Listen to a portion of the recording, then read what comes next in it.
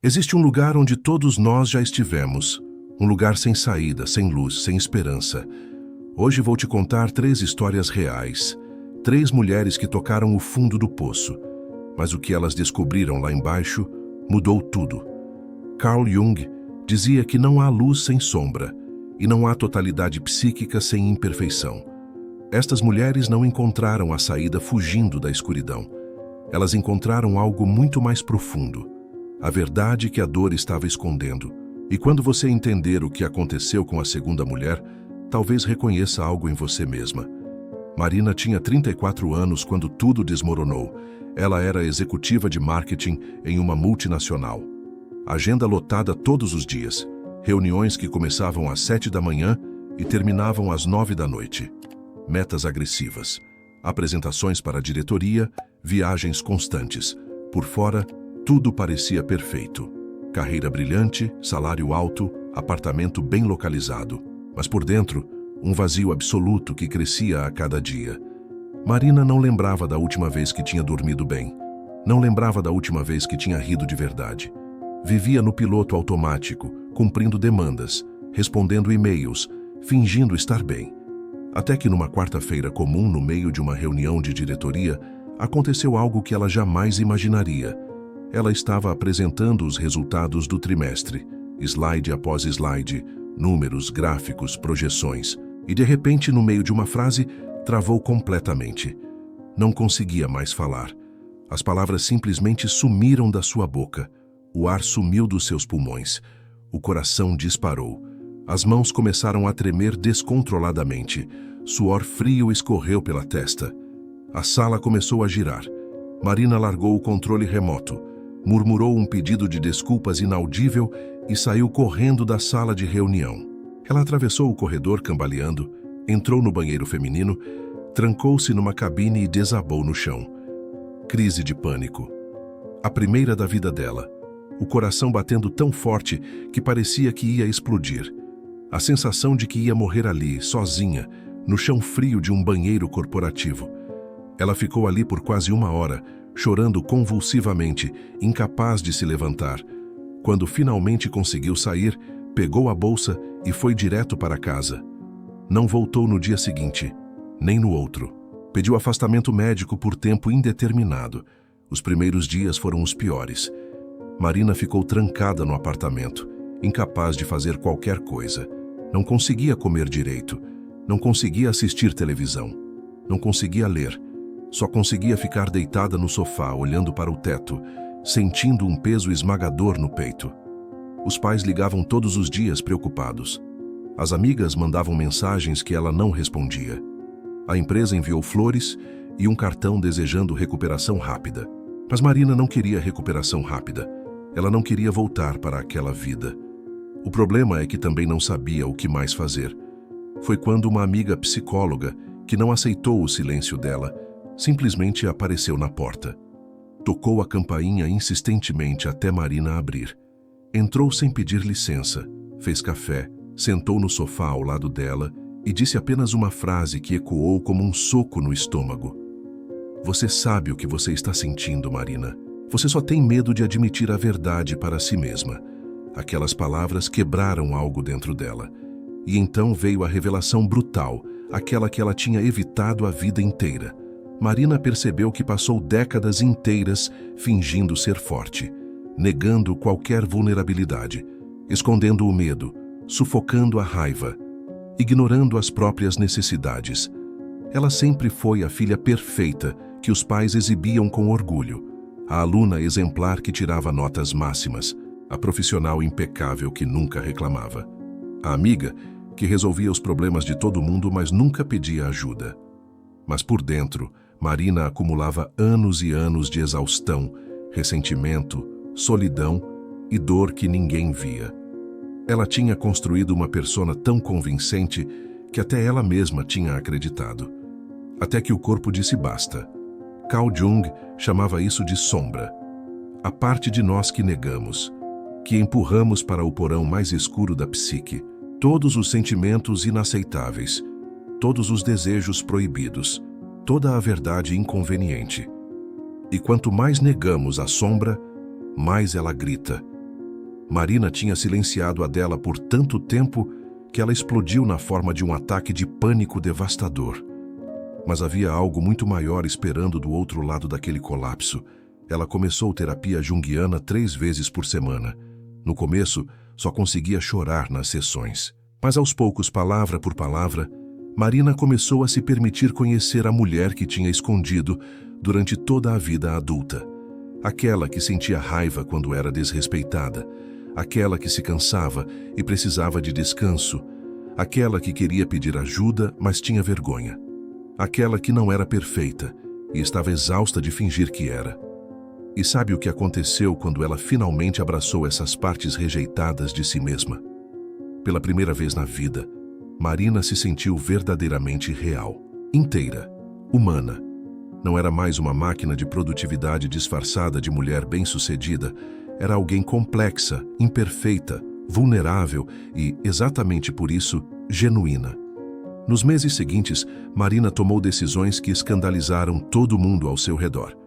Ela não voltou para a multinacional, recusou 3 propostas de emprego similares. Em vez disso, abriu uma consultoria pequena, trabalhando apenas 3 dias por semana, escolhendo apenas projetos que realmente faziam sentido para ela, cobrando pelo seu tempo de forma justa e estabelecendo limites claríssimos com clientes. Reduziu o apartamento para um menor e mais barato. Cortou gastos supérfluos. Passou a ter tempo para caminhar no parque toda manhã. Voltou a ler por prazer. Começou aulas de cerâmica, algo que sempre quis fazer, mas nunca teve tempo.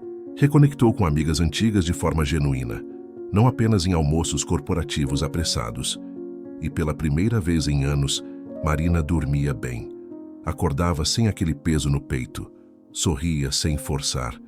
Hoje, quando alguém pergunta se ela não sente falta da carreira corporativa brilhante que tinha antes, ela responde com sinceridade desconcertante: eu sinto falta da aprovação externa, do status, do reconhecimento, mas descobri que prefiro profundamente a paz interior. Jung dizia algo fundamental: até você tornar o inconsciente consciente, ele dirigirá sua vida e você chamará isso de destino. Marina viveu décadas sendo dirigida por um roteiro que nem era dela. Um roteiro escrito por expectativas familiares, pressões sociais, necessidade de aprovação. Ela acreditava que estava no controle, mas era apenas uma marionete de padrões inconscientes plantados na infância. O colapso foi o momento em que os fios se romperam. Doloroso, assustador, humilhante, mas também libertador. Marina parou de fugir da própria sombra. Parou de negar as partes feias, cansadas, imperfeitas de si mesma. E ao fazer isso, encontrou algo que tinha procurado a vida inteira sem saber. Ela encontrou a si mesma. A mulher real, por trás da máscara impecável. A segunda história é sobre Luana. E talvez seja a mais perturbadora e ao mesmo tempo mais bela das 3. Porque Luana não teve um colapso gradual como Marina. O dela foi instantâneo, violento, irreversível. Um daqueles eventos que dividem a vida em antes e depois de forma brutal e definitiva. Luana tinha 29 anos quando isso aconteceu. Estava noiva há 6 meses. O casamento estava marcado para dali a 4 meses. Ela e o noivo, Rafael, estavam no auge da felicidade. Escolhendo convites, provando bolos, discutindo detalhes da lua de mel, construindo planos de uma vida inteira juntos. Compraram um apartamento pequeno que estavam reformando aos finais de semana. Tinham nomes escolhidos para os filhos que ainda viriam. Numa sexta-feira de junho, eles foram jantar num restaurante italiano que adoravam. Riram, conversaram sobre os preparativos do casamento, fizeram planos para o final de semana seguinte. Saíram do restaurante por volta das 11 da noite. Rafael estava dirigindo. O caminho de volta para casa levava 15 minutos, eles nunca chegaram. No cruzamento da Avenida Paulista com a Consolação, um carro em alta velocidade furou o sinal vermelho e atingiu o lado do motorista em cheio. O impacto foi devastador. Rafael morreu instantaneamente. Luana foi socorrida inconsciente, com traumatismo craniano, costelas quebradas, laceração no baço. Passou 3 dias em coma induzido. Quando acordou ainda confusa pela medicação, a primeira pergunta foi: Onde está o Rafael? O silêncio dos pais ao lado da cama hospitalar disse tudo. Luana não gritou, não chorou. Apenas virou o rosto para a parede e fechou os olhos. Ficou 2 semanas internada. Depois mais 3 semanas na casa dos pais. E durante todo esse tempo, ela não era mais Luana. Era apenas um corpo vazio, respirando por obrigação biológica. Não comia. Os pais praticamente forçavam nutrição líquida. Não falava. Apenas respondia monossílabos quando absolutamente necessário. Não saía do quarto. Não abria as cortinas. Mal conseguia tomar banho. Os pais ficaram desesperados. Amigos tentavam visitar, mas ela se recusava a receber qualquer pessoa. A terapeuta que os pais contrataram vinha 3 vezes por semana, e Luana apenas ficava em silêncio, olhando para o nada. Ela simplesmente tinha desistido de viver. O corpo estava ali, mas a alma tinha ido embora com Rafael naquela noite. 3 meses se passaram assim. 3 meses de existência vegetativa. Até que numa madrugada, insone como todas as outras haviam sido, Luana teve um sonho. Mas não foi um sonho comum, nebuloso e confuso como costumam ser. Foi um daqueles sonhos que parecem mais reais que a própria realidade desperta. Tão vívido que quando ela acordou, levou alguns segundos para entender que não estava mais lá. No sonho, Luana estava num campo aberto imenso, coberto de flores silvestres brancas e amarelas. O céu estava de um azul impossível, sem uma única nuvem. E ela estava completamente sozinha ali. De repente, no horizonte distante, viu uma figura. Reconheceu imediatamente mesmo de longe. Era Rafael. Ele estava de costas, caminhando lentamente para longe dela, em direção a algo que ela não conseguia ver. Luana começou a correr atrás dele, gritando o nome dele com desespero. Corria e corria, mas a distância entre eles não diminuía. Ela gritava mais alto, corria mais rápido, mas ele continuava se afastando sem olhar para trás. Até que, finalmente, quando ela já estava sem ar e sem forças, ele parou. Ficou imóvel por um momento. Então virou-se lentamente para encará-la. O rosto dele estava em paz, sereno, sorrindo daquele jeito que ela tanto amava.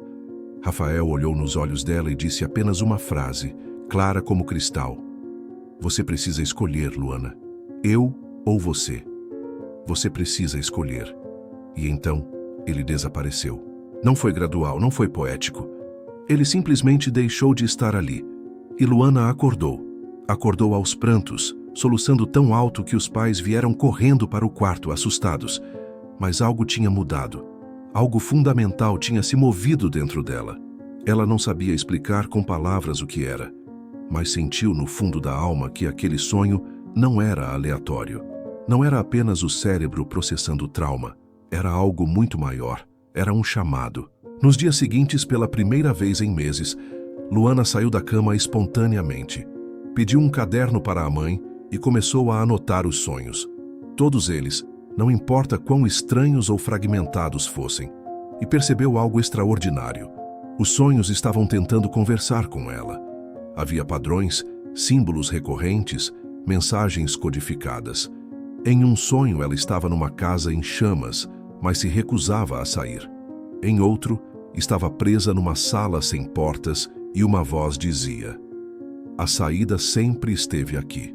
Em outro, estava afundando num rio, mas suas mãos agarravam pedras pesadas que podia soltar a qualquer momento. Foi quando Luana decidiu procurar ajuda específica.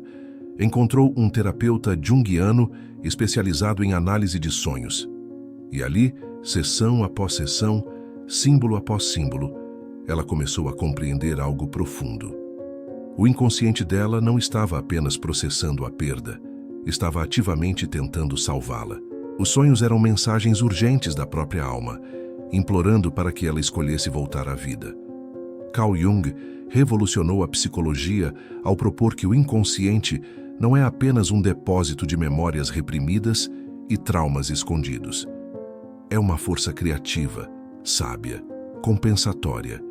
É como uma bússola interna que sempre sabe o caminho de volta para casa, mesmo quando a mente consciente está completamente perdida na escuridão. E os sonhos são a linguagem que essa bússola usa para se comunicar. Os sonhos de Luana estavam gritando a mesma mensagem de formas diferentes. Você pode honrar a memória dele. Você pode carregar o amor para sempre, mas você precisa continuar viva. Aos poucos, com ajuda terapêutica e prestando atenção religiosa aos sonhos, Luana começou a fazer pequenas escolhas em direção à vida. No começo eram coisas minúsculas. Tomar sol na varanda por 10 minutos, tomar banho sozinha, comer uma refeição completa, sair para caminhar até a esquina. Cada pequena ação era uma vitória monumental sobre o abismo que tentava puxá-la de volta. Não foi um processo linear.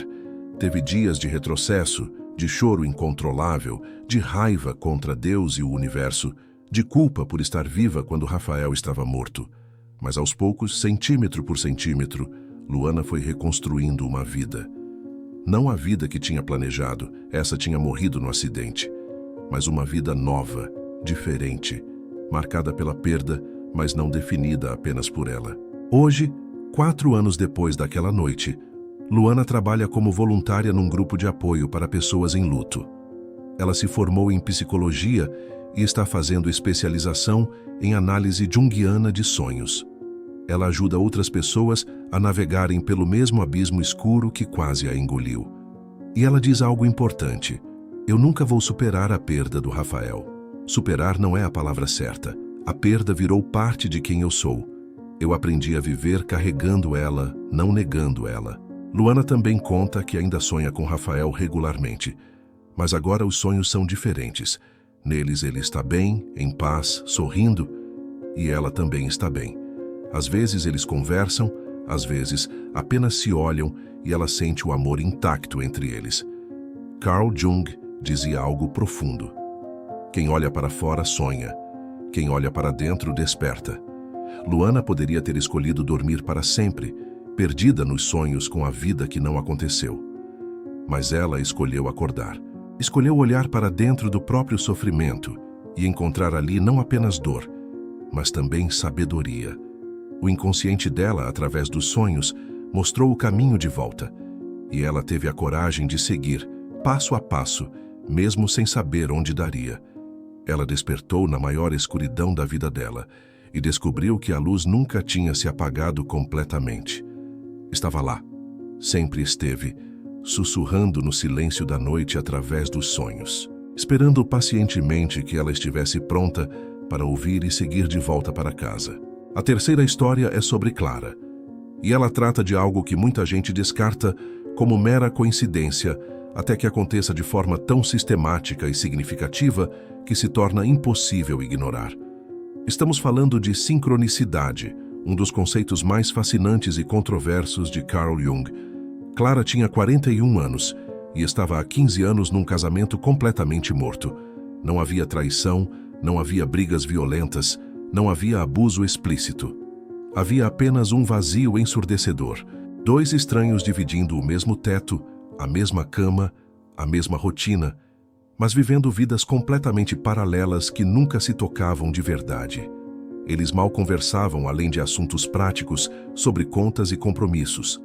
Não faziam planos juntos, não riam juntos, não se tocavam além de esbarrões acidentais na cozinha. Clara sabia, no fundo da alma, que precisava sair daquele casamento havia anos, mas tinha medo. Medo de ficar sozinha aos 41 anos. Medo de recomeçar a vida do zero. Medo de decepcionar os pais que adoravam o genro. Medo do julgamento das amigas casadas. Medo de admitir que tinha desperdiçado 15 anos da vida numa relação vazia. Então, ela ficava, ano após ano, adormecida, existindo, mas não vivendo de verdade. Acordava, trabalhava como professora de inglês, voltava para casa, jantava em silêncio com o marido, enquanto cada um mexia no próprio celular, assistia alguma série sem prestar atenção, tomava banho, dormia e recomeçava no dia seguinte. Era como viver num loop temporal, sem começo, nem fim, nem propósito. Até que numa tarde de domingo chuvoso, Clara estava arrumando a estante da sala, aquela arrumação desnecessária que fazemos quando estamos entediados demais, e encontrou um livro que nem se lembrava de ter comprado. Era um livro velho, com capa dura azul desbotada, meio escondido entre outros na prateleira de baixo. O título Sincronicidade, de Carl Jung. Clara pegou o livro, soprou a poeira da capa e, sem saber bem porquê, abriu numa página completamente aleatória. Seus olhos caíram exatamente neste trecho. Sincronicidade é quando o universo externo reflete o seu estado interno. Quando algo no mundo exterior confirma de forma significativa e improvável o que sua alma já sabe, mas sua mente ainda resiste em aceitar. Clara sentiu um arrepio percorrer a espinha. Ficou parada ali, segurando o livro, lendo e relendo aquela frase. Havia algo naquelas palavras que ressoava como um sino tocado dentro do peito. Mas ela balançou a cabeça, guardou o livro de volta na prateleira e tentou esquecer. Eram apenas palavras aleatórias, pensou. Coincidência boba. 3 dias depois, na quarta-feira, Clara estava na sala dos professores na hora do almoço. Uma colega de trabalho, Mariana, com quem ela mal tinha intimidade além de cumprimentos cordiais de corredor, sentou-se ao seu lado e, do absolutamente nada, sem contexto algum, começou a contar que tinha acabado de se separar do marido depois de 15 anos de casamento. Clara quase engasgou com o suco que estava bebendo. Mariana continuou falando como se precisasse desabafar com alguém. Sabe o que eu descobri, Clara? Que ficar num relacionamento por medo é pior do que partir. Muito pior. Porque quando você fica, você morre aos poucos. Todos os dias você morre um pouquinho. Até que um dia você olha no espelho e não reconhece mais quem está olhando de volta. Eu desperdicei anos me convencendo de que era melhor ter companhia morna do que solidão. Mas agora eu sei que a pior solidão é estar acompanhada por alguém que não te vê de verdade. Clara ficou paralisada na cadeira, o garfo suspenso no ar. Como Mariana sabia? Como ela estava descrevendo exatamente o que Clara sentia, mas nunca tinha verbalizado para ninguém. Ela murmurou algo vago, terminou o almoço rapidamente e voltou para a sala de aula com a cabeça explodindo. Na semana seguinte, Clara estava no trânsito voltando do trabalho, ouvindo rádio distraidamente. A programação normal foi interrompida e começou a tocar uma música que ela não ouvia havia anos. Uma música que tinha sido importante na juventude dela, antes do casamento. A letra dizia: quem não se arrisca a viver de verdade já está morrendo. Quem escolhe a prisão conhecida em vez da liberdade desconhecida já escolheu a morte em vida. Clara aumentou o volume, ouvindo cada palavra como se fosse a primeira vez. E pela primeira vez em anos chorou dirigindo. Chorou por todos os anos perdidos, por toda a vida não vivida. 2 semanas depois, Clara estava na fila do supermercado numa tarde de sábado.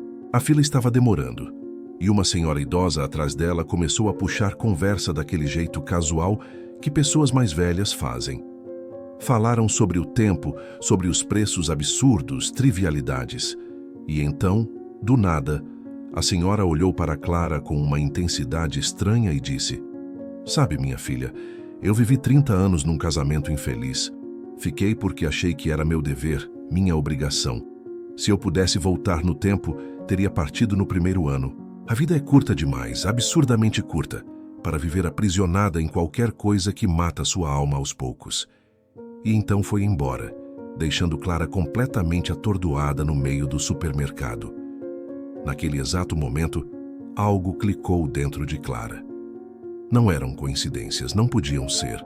O livro que apareceu do nada com aquela frase exata. A colega que ela mal conhecia contando uma história idêntica à dela. A música antiga ressurgindo com aquela letra. A senhora desconhecida dando aquele conselho não solicitado. Era impossível que tudo isso fosse aleatório.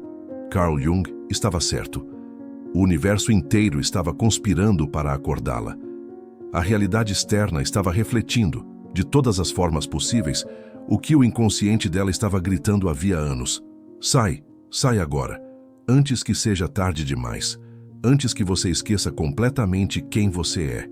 Jung chamava isso de sincronicidade. Não é mágica, não é pensamento mágico infantil, não é superstição. É um princípio profundo de conexão entre psique e matéria que a ciência ainda não consegue explicar completamente, mas que acontece com frequência demais para ser descartado.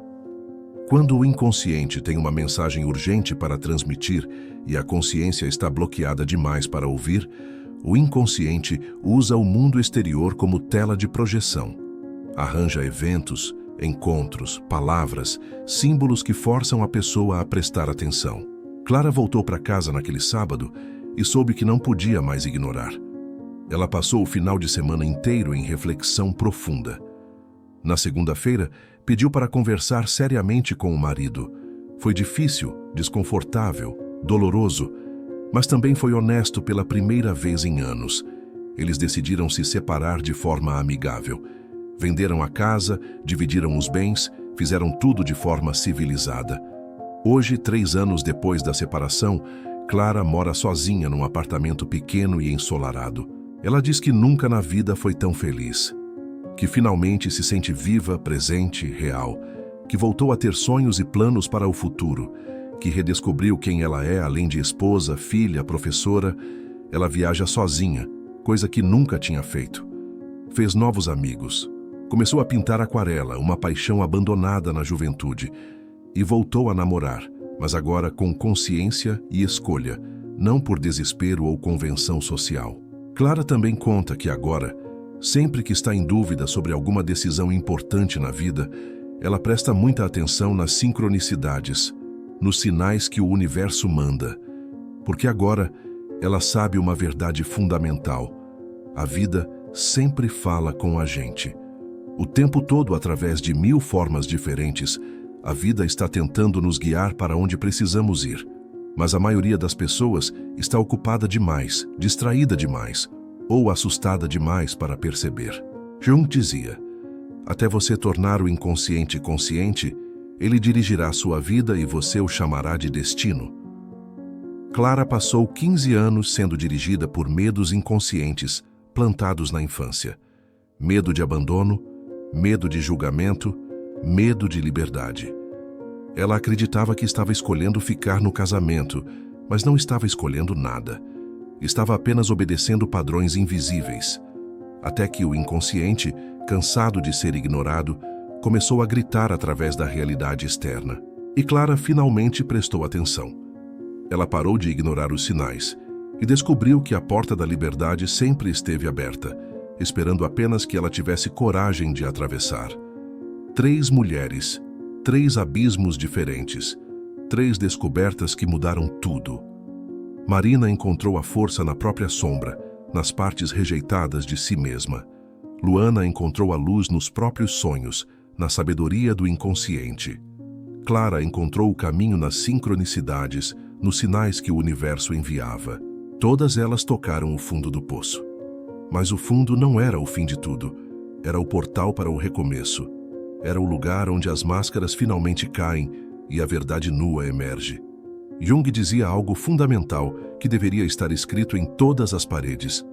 A maior e mais importante aventura de nossas vidas é descobrir quem realmente somos por trás de todas as personas que construímos para sobreviver no mundo. E às vezes, essa descoberta essencial só acontece quando perdemos absolutamente tudo. Quando não há mais máscara para usar. Não há mais fuga possível. Não há mais como fingir. Apenas a verdade nua, crua, dolorosa, mas também libertadora. Se você está no fundo do poço agora, se está vivendo o seu próprio colapso, quero que saiba de uma coisa fundamental. Você não está sozinha nessa experiência humana universal. E talvez, apenas talvez, o que parece ser o fim de tudo seja apenas o início doloroso de algo verdadeiro. Porque a alma sempre fala conosco. Sempre falou, desde sempre. Às vezes através da dor insuportável que não podemos mais ignorar.